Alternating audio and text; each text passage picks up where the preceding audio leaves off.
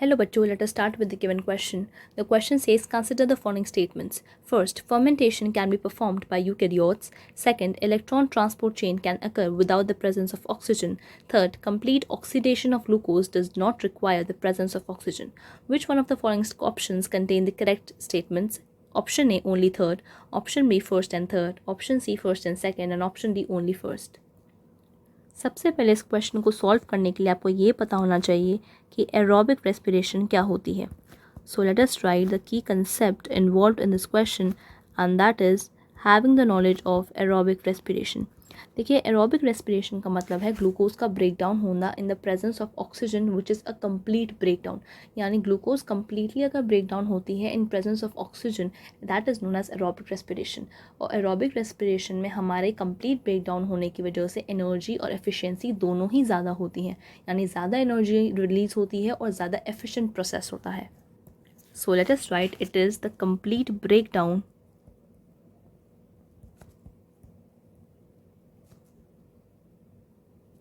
of glucose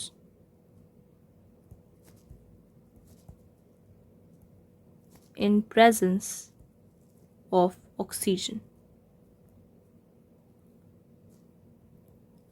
Now अब हम statements पढ़ते हैं.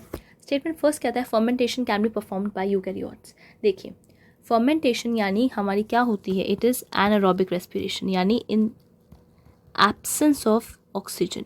तो एनारोबिक रेस्पिरेशन क्या होती है, ऑक्सीजन की एब्सेंस के अंदर होती है and it is the partial breakdown of the food. ज़्यादा एनर्जी रिलीज इसमें नहीं होती, एनर्जी कम रिलीज होती है एंड इसलिए ये लेस एफिशिएंट होता है as compare to aerobic respiration. तो जो एरोबिक रेस्पिरेशन के कंपेरेटिवली एनारोबिक रेस्पिरेशन ज़्यादा एनर्जी एफिशिएंट नहीं होता. So fermentation can be performed by eukaryotes. देखिए, जो हमारा फर्मेंटेशन होता है वो कौन करता है, यूकैरियोट्स. लाइक जो अल्कोहलिक फर्मेंटेशन होती है वो यीस्ट करता है एंड हमें पता है यीस्ट क्या है, यूकैरियोट है. एंड सिमिलरली जो लैक्टिक एसिड फर्मेंटेशन होती है वो हमारे अंदर भी हो जाती है, प्रोकैरियोट्स के अंदर भी एंड यूकैरियोट्स के अंदर भी, जैसे हमारे अंदर मसल्स के अंदर हो जाती है. सो फर्मेंटेशन यूकैरियोट्स भी परफॉर्म कर सकते हैं. That means it is a true statement, जहाँ पे हम कहते हैं कि अल्कोहलिक और लैक्टिक एसिड दोनों फर्मेंटेशन हमारे हो सकते हैं. ना ऑप्शन सेकंड कहता है electron transport chain can occur without the presence of oxygen. देखिए, जो इलेक्ट्रॉन ट्रांसपोर्ट चेन है उसके अंदर ऑक्सीजन का कोई रोल नहीं है इन द स्टेप्स, लेकिन at the last step oxygen हमें चाहिए होती है टर्मिनल स्टेप के अंदर, क्योंकि प्रोटॉन्स का रिमूवल ऑक्सीजन ही करता है. So we say that the role of oxygen is limited to the terminal step, but the whole process is driven by oxygen, resulting in removal of proton due to the high redox potential of oxygen. तो हमें पता है कि जो oxygen होती है वो उस पूरी प्रोसेस को कैरी आउट करती है एंड उसका काम होता है टर्मिनल स्टेप के अंदर ही, जहाँ पे वो प्रोटॉन्स को रिमूव करती है क्योंकि रिडॉक्स पोटेंशियल ऑक्सीजन का ज़्यादा होता है.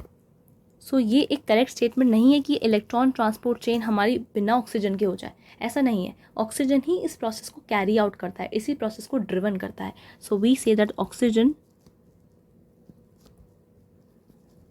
Helps in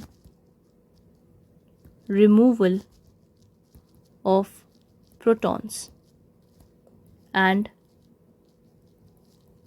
drives the whole process. So option second wrong हुआ. ऑप्शन थर्ड कहता है complete oxidation of glucose does not require the presence of oxygen.